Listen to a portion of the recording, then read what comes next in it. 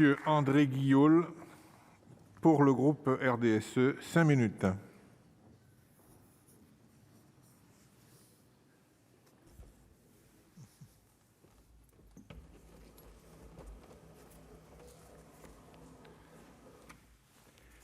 Monsieur le Président, Madame la Ministre, Monsieur le Président Cambon, mes chers collègues, dans le contexte de conflictualité élevée que le monde connaît actuellement, le budget de la mission de défense invite la plus grande vigilance quant au maintien de ses moyens.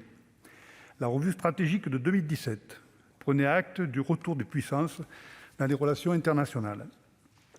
C'est un fait, les ambitions militaires de la Chine, le réveil stratégique de la Russie et les visées conquérantes de la Turquie, tout cela remet en cause l'ordre multilatéral, alors même que notre pays est attaché à une régulation des relations internationales, avant tout basée sur le droit.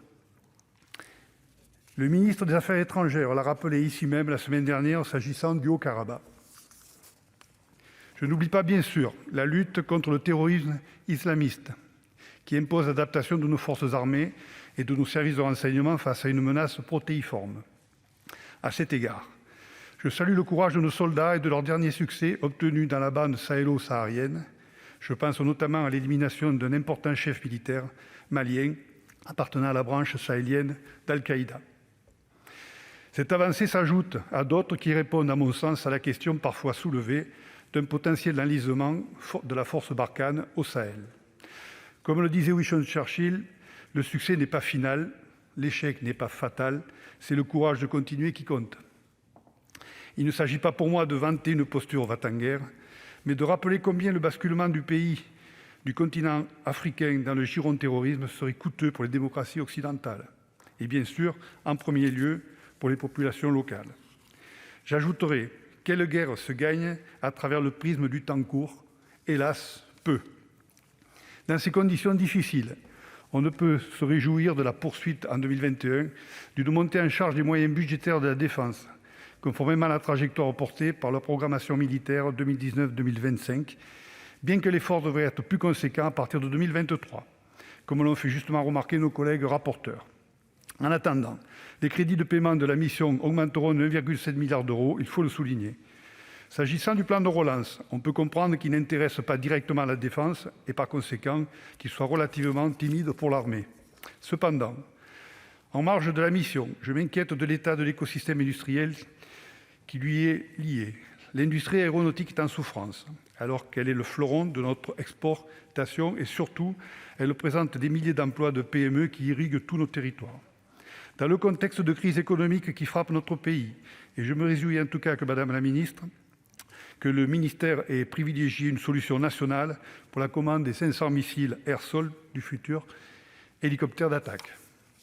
En effet, la version franco-française du MH2 de MBDA serait privilégiée et contribuera à créer plus de 600 emplois directs à la clé. En raison de la baisse d'activité liée à la pandémie, nous étions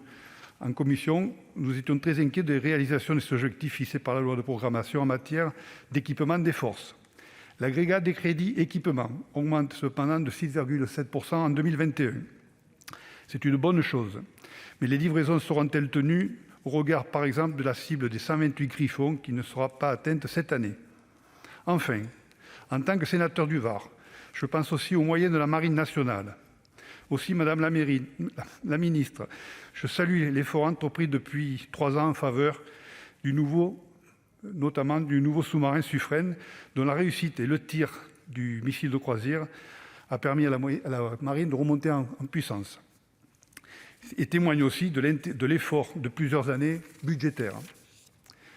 Il faut cependant éviter la multiplication des ruptures temporaires de capacité qu'on a pu connaître dans un contexte de tensions politiques et criminelles croissantes en haute mer, lesquelles entraînent un niveau d'engagement opérationnel de nos forces navales.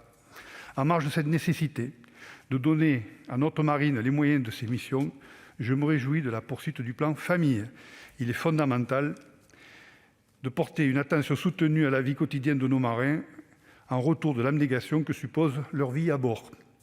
Pour terminer, je profite de cette tribune pour saluer particulièrement le travail de tous les ingénieurs, techniciens et ouvriers de nos arsenaux, qu'ils soient de Brest, de Cherbourg, de Toulon, de Cuers, Pierrefeu et bien d'autres. Ils exercent tous un travail difficile, d'une grande technicité, à bord de nos navires ou de nos sous-marins, dans des milieux exigus et souvent dans un environnement inconfortable. Les amis sorbiers, je les salue, ils se reconnaîtront. Je vous remercie.